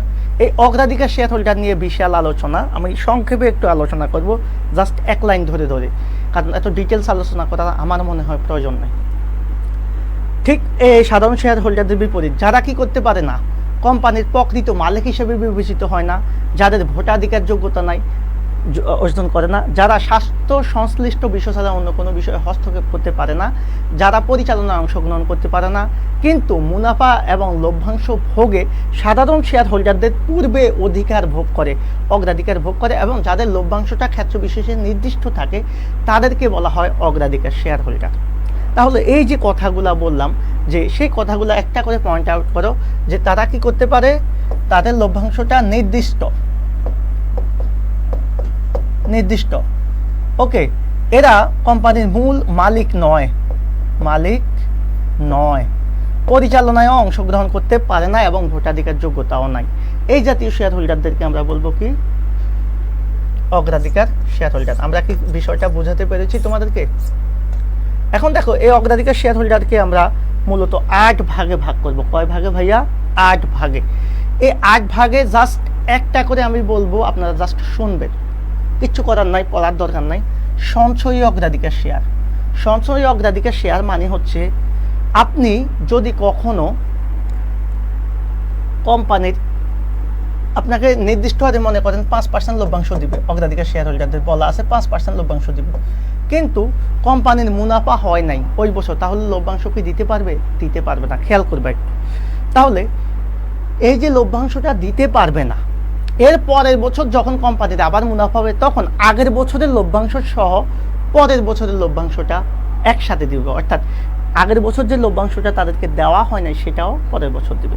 এই জাতীয় অগ্রাধিকার শেয়ার হোল্ডারকে, অগ্রাধিকার শেয়ারকে বলা হয় সঞ্চয়ী অগ্রাধিকার শেয়ার, এবং এদের লভ্যাংশটা সাধারণত 6 বছর পর্যন্ত দিয়ে থাকে আর কি। এটার এই যে আমি যদি সঞ্চয়ী অগ্রাধিকার শেয়ারটা দেখাই, তাহলে কোনো বছর লভ্যাংশ না বলে পরবর্তীতে বকেয়া সহ লভ্যাংশ পায়, লভ্যাংশ 6 বছর পর্যন্ত সঞ্চিত থাকে। ক্লিয়ার? এবার আসেন অসঞ্চয়ী কি? অসঞ্চয়ী মানে হচ্ছে আপনার লভ্যাংশ যদি না পান কোনো বছর, এর পরের বছর সেটা আর দেওয়া হবে না, এটাই কথা। পরিশোধযোগ্য অগ্রাধিকার শেয়ার, অপরিশোধযোগ্য অগ্রাধিকার শেয়ার, জাস্ট এখানে হচ্ছে মেয়াদটা থাকবে, মেয়াদ থাকবে মানে কতদিন একটা মেয়াদ থাকবে, আর এখানে মেয়াদটা থাকে না। ওকে, এটা এজন্য এটাকে বলে পরিশোধযোগ্য বা রিডেমেবল, আর এটাকে হচ্ছে পারপেচুয়াল বা ইরিডেমেবল, যেটার মেয়াদ থাকে না। অপরিবর্তনীয় আর পরিবর্তনীয় মানে হচ্ছে যে অগ্রাধিকার শেয়ারকে তুমি সাধারণ শেয়ারে পরিবর্তন করতে পারবা সেটাকে পরিবর্তনযোগ্য বলে বা পরিবর্তনীয় বলে, যেটাকে তুমি রূপান্তর করতে পারবা না সাধারণ শেয়ারে সেটা অপরিবর্তনযোগ্য। অংশীদারিত্ব বা অংশভাগ মানে হচ্ছে, খেয়াল করবা এটা অনেক ইন্টারেস্টিং, যেমন অগ্রাধিকার শেয়ার হোল্ডারদের লভ্যাংশ নির্দিষ্ট, কিন্তু যদি মুনাফা অতিরিক্ত হয় তখন তারা সাধারণ শেয়ার হোল্ডারদের সাথেও কিছু মুনাফা পায়। এই জাতীয় অগ্রাধিকার শেয়ার থেকে বলা হয় অংশীদারিত্ব বা অংশভাগ অগ্রাধিকার শেয়ার। আর অংশীদারিত্ববিহীন বা অনাংশভাগ মানে হচ্ছে নর্মাল অগ্রাধিকার শেয়ারের মতো, যারা শুধুমাত্র নির্দিষ্ট হারে লভ্যাংশ পাবে, অতিরিক্ত লাভের উপর তাদের কোনো দাবি থাকবে না। আশা করি আপনারা এই 8 প্রকার অগ্রাধিকার শেয়ার সম্বন্ধে বুঝতে পেরেছেন। আমি একবার জাস্ট দেখিয়ে দিচ্ছি। সঞ্চয় অসঞ্চয় গেল, পরিশোধযোগ্য বলছি একটা নির্দিষ্ট সময় মানে মেয়াদ থাকবে, অপরিশোধযোগ্য বললাম মেয়াদ থাকবে না। এরপরে অপরিবর্তনীয় বলছি যে কখনো সাধারণ শেয়ারে পরিবর্তন করা যাবে না, পরিবর্তনীয় মানে এটা সাধারণ শেয়ারে পরিবর্তন করা যাবে। অংশীদারিত্ব মানে হচ্ছে অংশীদারিত্বের ব্যক্তি প্রথমে নির্দিষ্ট হারে পাবে, পরে অবশিষ্ট লভ্যাংশ তারা কিছু ভাগ পাবে সাধারণ শেয়ার হোল্ডারদের সাথে, আর অংশীদারিত্ব বলা হয়েছে। ওকে, এবার আসেন বিলম্বিত বা প্রবর্তকদের শেয়ার বা বিলম্বিত দাবিযুক্ত শেয়ার, যেটাকে আমরা ডিপার্ট শেয়ার বলি। আপনাদের কি ক্লাস কি আপনারা বুঝতেছেন? Thank you very much Naima Sultana Ritu. একটু মাঝে মধ্যে আমাদের সাথে থাকবেন, ইনশাল্লাহ আপনাদের জন্য চেষ্টা করব যতটুকু সম্ভব হয় সবচেয়ে বেস্ট সার্ভিসটা দেওয়ার জন্য। যেহেতু আমরা একটু নতুন, হ্যাঁ পেজটা নতুন, আমরা নতুন না, তো সেক্ষেত্রে হয়তো বা আপনাদের অনেকের কাছে রিচ হয় না। আমি রিকোয়েস্ট করব যে আপনারা অবশ্যই যেটা করবেন সেটা হচ্ছে আপনারা একটু বন্ধুবান্ধবদেরকে একটু জানাবেন, হ্যাঁ আমাদের বিষয়টা। ওকে, প্রবর্তকদের শেয়ার, খেয়াল করবা এই প্রবর্তকদের শেয়ার কারা? এটা এই শেয়ারটা কিন্তু সবাই কিনবে না ভাইয়া। কারা কিনবে? মূলত কোম্পানির প্রবর্তকগণ, হ্যাঁ যে শেয়ারটা কিনবে তাকে বলা হয় প্রবর্তকদের শেয়ার। এখন এই প্রবর্তকদের শেয়ার কেন কেনা হয় আমরা এর আগে আলোচনা করেছি যে কোম্পানির যদি গঠন করতে হয়, একটা মিনিট, কোম্পানির গঠন সংক্রান্ত প্রাথমিক খরচ নির্বাচন, গঠন সংক্রান্ত খরচ, ওকে গঠন সংক্রান্ত খরচ, কোম্পানির গঠন সংক্রান্ত খরচ, হ্যাঁ বা প্রাথমিক ব্যয়, বা আমরা এটাকে বলতে পারবো প্রাথমিক ব্যয় নির্বাহের জন্য, প্রাথমিক ব্যয় নির্বাহের জন্য গঠন সংক্রান্ত খরচ এবং প্রাথমিক ব্যয় নির্বাহের জন্য মূলত এই জাতীয় শেয়ার কেনা হয়। তাহলে কোম্পানির গঠনের ব্যয় এবং অন্য কোনো প্রাথমিক ব্যয় নির্বাচনের জন্য বা পরিশ্রমের প্রতিদান হিসেবে প্রবর্তকদের নগদ অর্থ বা অন্য কোনো শেয়ার না দিয়ে অনেক সময় এই ধরনের শেয়ার দেওয়া হয়। এখন খেয়াল করবা একটু, মনে করো কোম্পানির যারা প্রবর্তক, হ্যাঁ তারা তো কোম্পানির মালিক, আমরা আগেও বলেছি এটা, তো যারা কোম্পানির মালিক তারা প্রবর্তক। আচ্ছা, এই প্রবর্তকদের যদি আমরা কোম্পানিতে যে তারা প্রাথমিক খরচ করেছে, প্রাথমিক ব্যয় নির্বাহ করছে, সেটার জন্য তাদেরকে আমরা কি করব? পরবর্তীতে নগদ অর্থ দিতে হবে। সেই নগদ অর্থের না দিয়ে যদি ওই কোনো না দিয়ে বা অন্য কোনো শেয়ার না দিয়ে বা নগদ অর্থ না দিয়ে যদি কিছু শেয়ার দেওয়া হয় প্রবর্তকদের, এই জাতীয় শেয়ারকে বলে প্রবর্তকদের শেয়ার। মাথায় রাখবা এটা এমন একটা শেয়ার, এটা শুধুমাত্র প্রবর্তকরা ছাড়া অন্য কারো কাছে বিক্রি করা যায় না। কেন যায় না? কারণ হচ্ছে এই যে শেয়ার মালিকরা এরা হচ্ছে সবচাইতে দুর্ভাগা, হ্যাঁ আমার মতো দুর্ভাগা। কেমন দুর্ভাগা? এরা এমন দুর্ভাগা যে আমাদের যত ধরনের কোম্পানি অবসানকালে যত ধরনের ঋণ আছে দেনা আছে সেগুলো সর্বপ্রথম পরিশোধ করতে হবে। এরপরে আমাদের অনেক রকমের শেয়ার মালিক আছে না, আমরা একটু আগে দেখেছি, সকল শেয়ার মালিকের সকল কিছু পরিশোধ করা শেষে এদের কাছে ফিরে আসা হয়। অর্থাৎ সবার সকল দায়, সকল মূলধন, সকল প্রয়োজন মেটানো শেষে ফাইনালি গিয়ে কী করতে হয়, একবারই সর্বশেষ এদেরকে কী করতে হয়, এদের শেয়ারের মূল্যটা পরিশোধ করা হয়। তবে অনেক সময় এদের শেয়ারের মূল্যটা পরিশোধ করা হয় না যদি কোম্পানির কাছে পর্যাপ্ত অর্থ না থাকে, সেজন্য এদেরকে আমি বলি দুর্ভাগা। আর এই দুর্ভাগা শেয়ার অন্য কেউ কিনবে না, এজন্য জনসাধারণের নিকট বিক্রি করতে পারে না কোন শেয়ার, প্রবর্তকদের শেয়ার বা বিলম্বিত শেয়ার বা বিলম্বিত দাবিযুক্ত শেয়ার, যেটাকে আমরা ডিপার্ট শেয়ার বা প্রমোটার শেয়ার বলি। ওকে, তাহলে এই জাতীয় শেয়ারকে আমরা প্রবর্তকের শেয়ারও বলতে পারি। আর এই যত এরূপ শেয়ার জনসাধারণের কাছে বিক্রি করার প্রশ্নই আসে না। আপনারা কি বুঝেছেন কি না?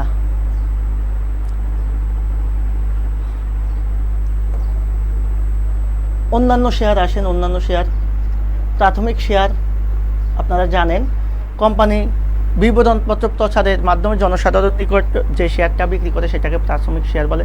অনাঙ্কিক মূল্যের শেয়ার মানে হচ্ছে নন পার ভ্যালু শেয়ার। এই জাতীয় শেয়ারের মূল্য সাধারণত নির্দিষ্ট থাকে না, এটা সাধারণত পরিচালক মণ্ডলী কর্তৃক এটা নির্ধারণ করা হয়ে থাকে। এই জাতীয় শেয়ার আসলে বাংলাদেশে নাই। ওকে, তবে কানাডা বা বেলজিয়ামে এই জাতীয় শেয়ারটা দেখা যায়। এটা একটা বিশেষ ধরনের শেয়ার, আমাদের আর লাগবে না। অধিবৃক্তি শেয়ার বা বোনাস শেয়ার, ভাই আপনাদের যত শেয়ার গুরুত্বপূর্ণ তার মধ্যে একটা গুরুত্বপূর্ণ শেয়ার হচ্ছে অধিবৃক্তি। এখান থেকে 100% প্রশ্ন আপনারা পাবেন। এখন কিভাবে পাবেন? এখান থেকে আপনারা সিকিউ পাবেন, এমসিকিউ পাবেন, পাশাপাশি আপনারা কি বলে আপনাদের শেয়ার ইস্যুর অঙ্কে, অর্থাৎ আপনার যৌথ মূলধনী কোম্পানির মূলধন, অর্থাৎ দ্বিতীয় পত্রের 4র্থ অধ্যায়, সেখানেও প্রশ্ন পাবেন। আর সবচাইতে মজার বিষয় হচ্ছে এখান থেকে প্রতি বছর অ্যাডমিশন টেস্টেও প্রশ্ন আসে। তাহলে এই শেয়ারটা কতটা গুরুত্বপূর্ণ আপনারা বুঝতে পারতেছেন। এই যে আমাদের বোনাস শেয়ার বা অধিবৃক্তি শেয়ার। এখন বোনাস শেয়ার এর আরেকটা নামও আছে, কি নাম? সেটাকে অনেকে বলে স্টক লভ্যাংশ। তাহলে স্টক লভ্যাংশ আর বোনাস শেয়ার একই ওই জিনিস, আপনারা এই বিষয়টা একটু মাথায় রাখবেন। এখন আসলে বোনাস শেয়ারটা আসলে কি, বোনাস শেয়ার কাকে বলে?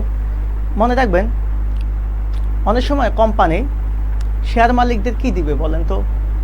নির্দিষ্ট বছর শেষে যে লাভটা হয়, মনে করেন কোম্পানির 10 লক্ষ টাকা লাভ হয়েছে বা মুনাফা হয়েছে, সেখান থেকে একটা অংশ কারা পাবে? Share holder. কারণ শেয়ার হোল্ডার কোম্পানির মালিক, তারা ওই শেয়ারের বিনিময়ে একটা কি পাবে? শেয়ারের বিনিময়ে একটা কি পাবে? শেয়ার হোল্ডার শেয়ারের বিনিময়ে যে টাকাটা পায় সেটাকে আমরা বলি কি? লভ্যাংশ। তাহলে তারা লভ্যাংশ পাবে। এই লভ্যাংশটা কোথা থেকে দিবে? ওই যে কোম্পানির যে 10 লক্ষ টাকা মুনাফা হয়েছে সেটার একটা পার্সেন্টেজ তারা পাবে। এখন মনে করো আমি ধরে নিলাম এই শেয়ার হোল্ডারদের লভ্যাংশ পাবে হচ্ছে 2 লক্ষ টাকা। তাহলে এই 10 লক্ষ টাকা থেকে তারা 2 লক্ষ টাকা লাভের অংশ পাচ্ছে, এটাকে বলা হচ্ছে লভ্যাংশ। তাহলে শেয়ার হোল্ডাররা কি পায়? কোম্পানির ব্যবসা থেকে লাভের অংশ হিসেবে লভ্যাংশ পায়। এখন আসো সবচাইতে মজার বিষয় যেটা আমরা আলোচনা করব, সেটা হচ্ছে এই যে লভ্যাংশটা তারা পায়, এই লভ্যাংশটা অনেক সময় কোম্পানি নগদ টাকা না দিয়ে এই নগদ টাকার পরিবর্তে ওই 2 লাখ টাকা মূল্যের তাদেরকে কিছু শেয়ার দিয়ে দেয়। এই জাতীয় শেয়ারকে বলা হয় বোনাস শেয়ার। তাহলে বোনাস শেয়ার কি? কোম্পানি শেয়ার হোল্ডারদের তাদের মুনাফার বিপরীতে যে নগদ অর্থ পাবে সেটার পরিবর্তে যদি নগদ অর্থ না দিয়ে ওই নগদ অর্থের সমপরিমাণ শেয়ার প্রদান করে থাকে, তখন সেটাকে বলে বোনাস শেয়ার বা অধিবৃক্তি শেয়ার অথবা স্টক লভ্যাংশ। তাহলে এই বোনাস শেয়ার কোম্পানি কাদেরকে দেয়? কোম্পানির শেয়ার হোল্ডারদেরকে কি হিসাবে? লভ্যাংশ হিসাবে নগদ টাকার পরিবর্তে দিয়ে থাকে। বিষয়টা ক্লিয়ার কিনা বলেন? নগদ টাকার পরিবর্তে শুধুমাত্র বর্তমান, এটা বর্তমান হবে, হ্যাঁ, বর্তমান শেয়ার হোল্ডারদের মধ্যে যে এই ধরনের শেয়ার দেওয়া হয়, এই শেয়ার ইস্যুর ফলে শেয়ার সংখ্যা বৃদ্ধি পায়, কিন্তু শেয়ার মালিকদের সংখ্যা বৃদ্ধি পায় না। কারণ শেয়ার মালিকদের সংখ্যা কেন বৃদ্ধি পাবে না? ওই যে পূর্বের শেয়ার হোল্ডারদেরকে তো তুমি শেয়ারটা দিচ্ছ, এই শেয়ার কিনতে নগদ অর্থের প্রয়োজন হয় না, আমরা তো জানি। ওকে, এই বিষয় নিয়ে কথা বলা হয়েছে। রাইট বা অধিকারযোগ্য শেয়ার এটা হচ্ছে কি জাস্ট অধিকার। এখন তুমি আমার কাছে ক্লাস করতেছো, আমি তোমাকে বলতেই পারি যে তুমি আমার পেইড বেসে ভর্তি হও, তোমার প্রতি আমার একটা অধিকার জন্মালো। ঠিক একইভাবে কোম্পানি যদি নতুন ধরনের কোনো শেয়ার বাজারে ছাড়তে চায়, তাহলে পূর্বে যে পুরাতন শেয়ার হোল্ডার আছে তাদেরকে অধিকার দেয়, মানে তারা যদি আগে কিনতে চায় সেই শেয়ারগুলো তাদের কাছে আগে বিক্রি করে তারপরে বাইরে বিক্রি করে। এই যে এই জাতীয় শেয়ারগুলোকে আমরা বলবো রাইট বা অধিকারযোগ্য শেয়ার। শেয়ার মালিকানা, শেয়ার ওয়ারেন্ট, এই জিনিসগুলো কাঁচা সনদ, এগুলো আমরা পড়বো না আজকে আর, যেহেতু আপনাদের অনেকের অনেক সমস্যা। বন্ড একই বিষয়, বন্ড আর ঋণপত্র নিয়ে একটা কথা বলে আমরা শেষ করব। হ্যাঁ, আমি জানি না আপনাদের কেমন লাগলো আজকের ক্লাসটা, তবে আমার মনে হচ্ছে হ্যাঁ, থ্যাংক ইউ ভেরি মাচ। আপনাদের সাথে যতটুকু আলোচনা করা হয়েছে হয়তোবা আপনারা যদি পরবর্তীতে ক্লাসটা দেখেন আপনাদের কাজে লাগবে। বন্ড কি মাথায় রাখবা, কোনো কোম্পানির যখন ঋণ প্রয়োজন হয়, সেই ঋণ মূলধন সংগ্রহ করার জন্য কোম্পানি যে মানে দলিলের মাধ্যমে বা যে কাগজের মাধ্যমে কোম্পানি ঋণ মূলধন সংগ্রহ করে সেটাকে আমরা বলবো হচ্ছে বন্ড। বন্ড একটা ঝুঁকি মুক্ত ঋণের দলিল। কেমন? যখন তুমি কোম্পানির মনে করো তোমার 10 লক্ষ টাকা দরকার, এই 10 লক্ষ টাকা তুমি লোন নেওয়ার জন্য কোম্পানির কি করছো, একটা দলিল বা কাগজ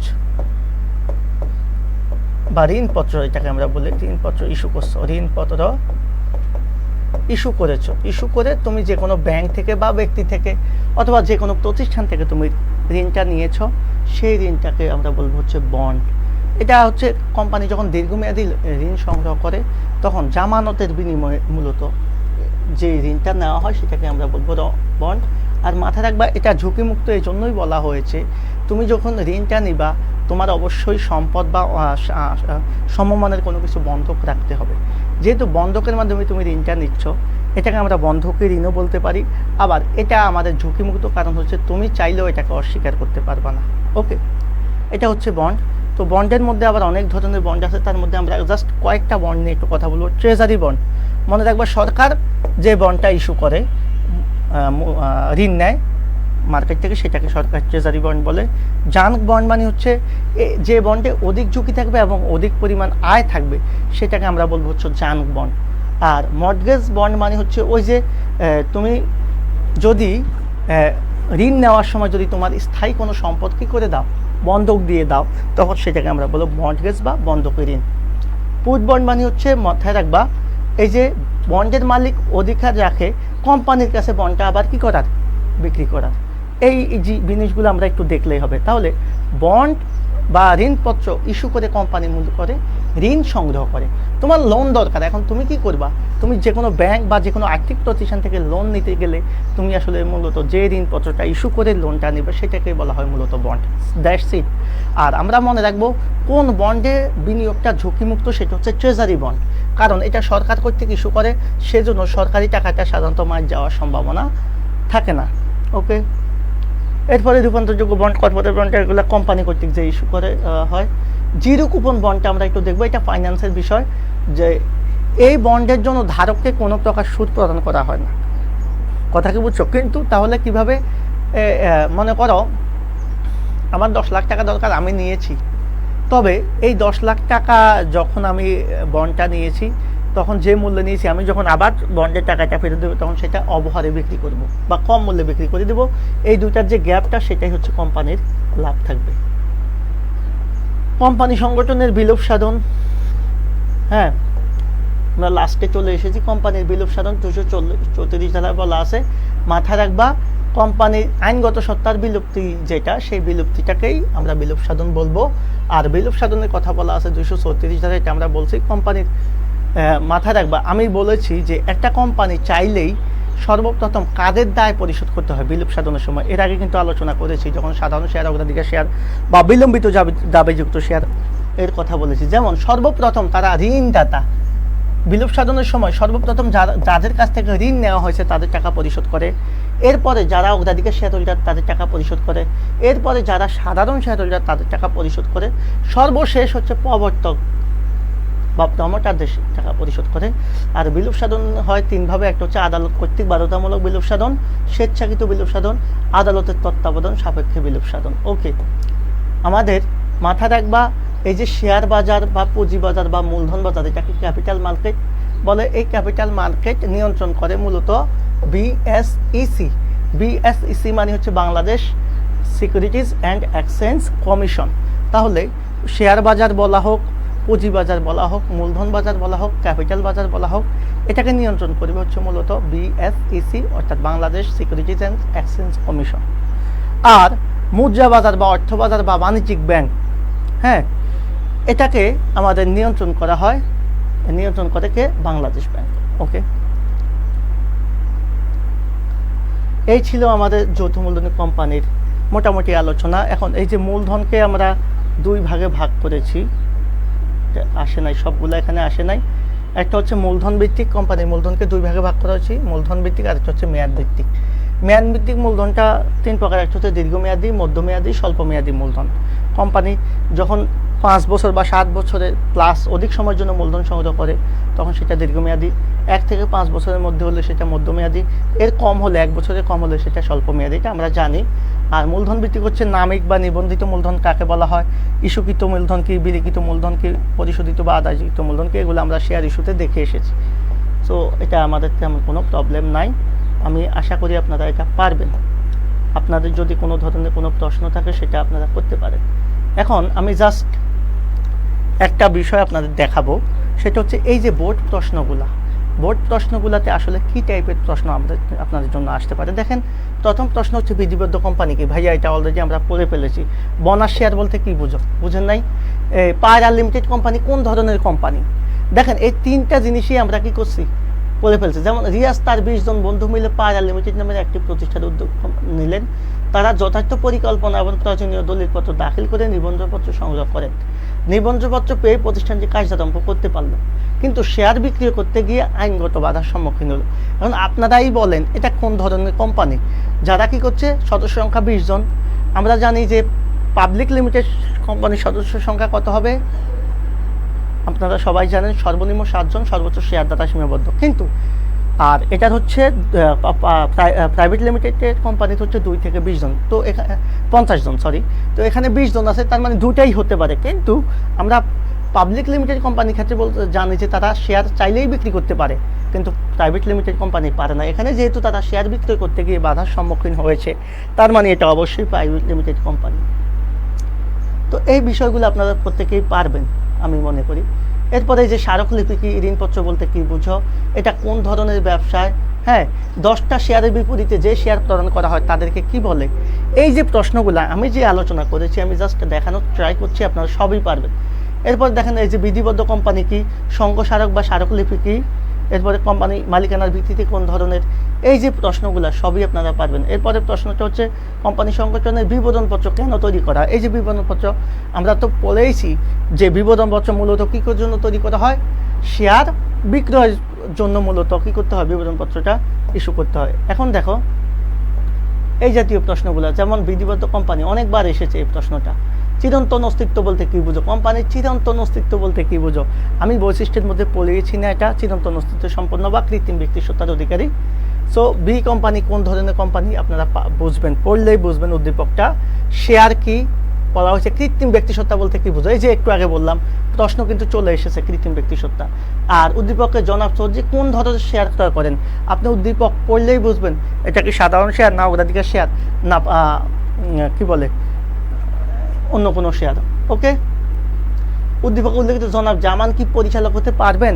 এখন পরিচালক হওয়ার জন্য যোগ্যতা অযোগ্যতা নিয়ে আমরা কথা বলেছি, সো এটা আপনারা পারবেন। কুমিল্লা বোর্ড 2022 সালের প্রশ্নটা দেখেন, স্মারকলিপি কি, কৃত্রিম ব্যক্তিসত্তা বলতে কি বুঝে, এই জাতীয় প্রশ্নগুলো আপনারা পারবেন। দেখেন, শেয়ার কি, বিবরণপত্র বলতে কি বুঝো, এই যে ঋণপত্র কি, কোম্পানির পরিচালক কিভাবে নির্বাচিত হয় সেটা নিয়ে আমরা কথা বলেছি। এরপরে আছে কি, কোম্পানির বিধিবদ্ধ দায়িত্ব কি, কোন কোম্পানির শেয়ার অবাধে হস্তান্তরযোগ্য নয়? আমরা তো জানি সেটা প্রাইভেট লিমিটেড কোম্পানির। উদ্দীপকে কোন ধরনের কোম্পানি গঠন করা হয়েছে সেটা আপনি উদ্দীপক পড়লেই বুঝে যাবেন যে ওকে।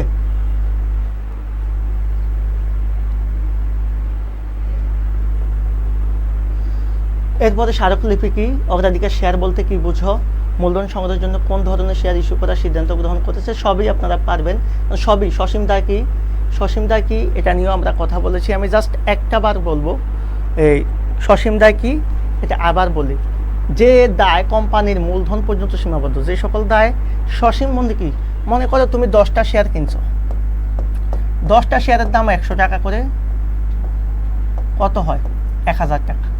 এখন কোম্পানি যদি বিলোপ সাধন হয় বা কোম্পানিতে যদি কোনো ঝুঁকি সৃষ্টি হয়, তোমার দায়টা কত টাকা হবে 1000 টাকা, কারণ তুমি 100 শেয়ারের মালিক। ফুল টাকার জন্য তোমার দায়বদ্ধতা থাকবে না। এই যে দায়টা তার মূলধন পর্যন্ত সীমাবদ্ধ থাকবে সেটা সসীম দায়। আর অসীম দায় হচ্ছে তার বিপরীত। তুমি এই 10টা শেয়ার কিনে যদি তুমি 1 কোটি টাকার ঝুঁকির মধ্যেও থাকো, সেটা হবে অসীম দায়, যেটা আমরা এক মালিকানা ব্যবসা বা অংশীদারি ব্যবসার ক্ষেত্রে দেখলাম অসীম দায়। আর যৌথ মূলধনী কোম্পানি এবং সমবায়ের ক্ষেত্রে আমরা দেখলাম দায়টা সসীম, অর্থাৎ দায়টা তার মূলধন পর্যন্ত সীমাবদ্ধ। সো এই হচ্ছে আমাদের টোটাল আলোচনা। এরপরে হচ্ছে কি কৃত্রিম ব্যক্তিসত্তা কি, এগুলো আমরা আলোচনা, কোন ধরনের কোম্পানি গঠন করা হয়েছে, এই যে আলোচনা। বরিশাল বোর্ডের প্রশ্ন, হোল্ডিং কোম্পানি কি ভাইয়া, আলোচনা করা হয়েছে না। রাইট শেয়ার কেন ইস্যু করা হয়, আলোচনা করা হয়েছে না। অবশ্যই হোল্ডিং কোম্পানি, যে যদি অন্য কোনো কোম্পানি সে 50%-এর বেশি শেয়ার ক্রয় করে তখন সে হবে। আর রাইট শেয়ার কেন ইস্যু করা হয়, কোম্পানির নতুন মূলধন সংগ্রহের প্রয়োজন হলে কাদের কাছে, মূলত পুরাতন শেয়ার হোল্ডারদের অগ্রাধিকার দিয়ে যে শেয়ার ইস্যু করা হয় সেটা হচ্ছে রাইট শেয়ার। কোম্পানির ক্ষেত্রে উদ্যোক্তাকে, ওই যে কোম্পানি যারা প্রমোটার, আইনে সৃষ্ট প্রতিষ্ঠান, কোম্পানিকে আইন সৃষ্ট প্রতিষ্ঠান বলা হয় কেন ভাই, কোম্পানি আইনের মাধ্যমে গঠিত হয়, আইনের মাধ্যমেই চলে। কোম্পানির কোনো সদস্যদের কোনো প্রবলেমের কারণে কখনোই কোম্পানির অস্তিত্বের বিলীন হয় না, সেজন্য এটাকে বলা হয় মূলত আইন সৃষ্ট প্রতিষ্ঠান। আর এটা বিলোপ সাধন হতে হলে অবশ্যই আইনের মাধ্যমে হতে হয়। ওকে, শেয়ার কি, বিবরণপত্র কেন প্রচার করা হয়েছে, চিঠিতে কোন স্থানে, এই যে সব প্রশ্নের উত্তর আপনারা। ঋণপত্র কি, কোম্পানির কোন দলিলকে কোম্পানির সনদ বলা হয় এবং কেন, কোম্পানির কোন দলিল কোম্পানির সনদ, আপনারা সবাই জানেন কোম্পানির মূল সনদ বা প্রধান দলিল, অথবা আমরা যেটাকে বলি হচ্ছে কোম্পানির ব্লু প্রিন্ট বা মুখ্য দলিল হিসেবে আমরা একটা দলিলকে চিনি, সেটা হচ্ছে শেয়ার স্মারক লিপি বা সংঘ স্মারক বা পরিমেলবদ্ধ, যেটাকে আমরা বলি MOA, memorandum of association. So এই হচ্ছে আমাদের টোটাল আলোচনা। কোন ধরনের শেয়ার, এগুলো আপনারা পারবেন। সাধারণ শেয়ার হোল্ডারগণই কোম্পানির প্রকৃত মালিক, এটা আপনারা কিভাবে ব্যাখ্যা করবেন সেটার ব্যাখ্যা অলরেডি আমি দিয়ে দিয়েছি। তো এ হচ্ছে আমাদের আলোচনা। আমি আলোচনা আর বাড়াবো না। বিবরণপত্র কি, এই জাতীয় প্রশ্নগুলো আপনারা পারবেন, সবই পারবেন এক মালিকানা ব্যবসার। তো এই যে মোটামুটি আমরা শুরু থেকে শেষ পর্যন্ত যতটুকু আলোচনা আমরা করেছি আপনাদের, এখন আমি জাস্ট একটা বিষয় আলোচনা করব আপনাদের, যে আপনারা আসলে কোনটা বেশি পড়বেন বা কোন জাতীয় জিনিসগুলো আপনারা এই অধ্যায় থেকে পড়বেন। এই অধ্যায় থেকে সবচাইতে গুরুত্বপূর্ণ যে বিষয়গুলো আপনারা পড়বেন সেটা আমি জাস্ট সংক্ষেপে একটু আলোচনা করি। সেটা হচ্ছে, দেখেন আপনারা এই অধ্যায় থেকে সবচাইতে বেশি পড়বেন হচ্ছে কোম্পানির বৈশিষ্ট্যটা, কোম্পানির বৈশিষ্ট্য, হ্যাঁ, তারপরে প্রকারভেদ, আচ্ছা এখানে ডট ডট দিয়ে দেখুন, কোম্পানির বৈশিষ্ট্য পড়বেন, পাশাপাশি হচ্ছে কোম্পানির প্রকারভেদ পড়বেন। প্রকারভেদের মধ্যে আপনি অবশ্যই কাকে পড়বেন, প্রাইভেট, পাবলিক, আর ওইদিকে হচ্ছে হোল্ডিং সাবসিডারি, হোল্ডিং সাবসিডারি। ওকে, এই জিনিসটা বেশি পড়বেন। এরপরে আপনি যেটা পড়বেন হচ্ছে দুইটা দলিল, স্মারকলিপি, স্মারকলিপি খুব বেশি পড়বেন, পরিমেলন নিয়মাবলী।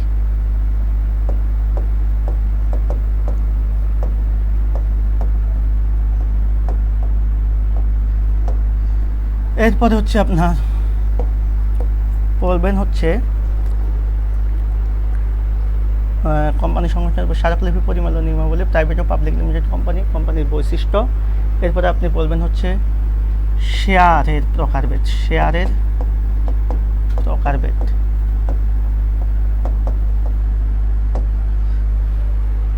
আর বলবেন হচ্ছে এখানে বাদ গেল কি জানি, আরেকটা পয়েন্ট দিই যেটা আপনারা খুব বেশি করে পড়তে হবে আপনাদেরকে, সেটা হচ্ছে আমি জাস্ট একটু সংক্ষেপে যাই।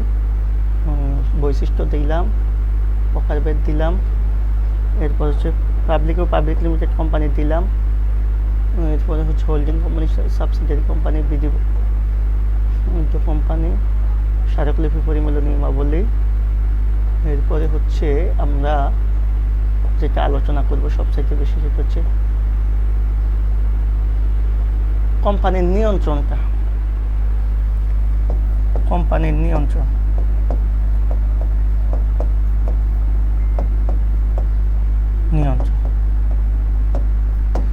এই বিষয়গুলো আপনারা পড়লেই হবে।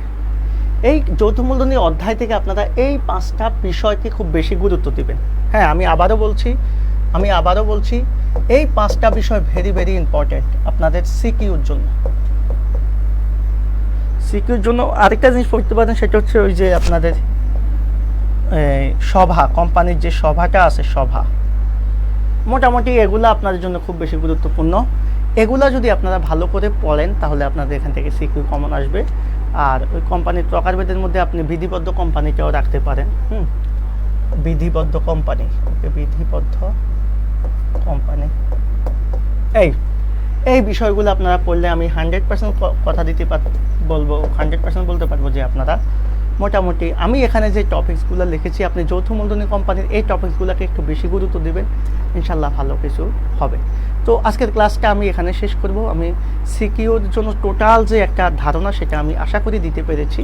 যদি ক্লাসটা, আগের ক্লাস প্লাস এই ক্লাসটা দেখেন, এই অধ্যায় নিয়ে আপনাদের যত পেইন আছে আমার মনে হয় থাকবে না।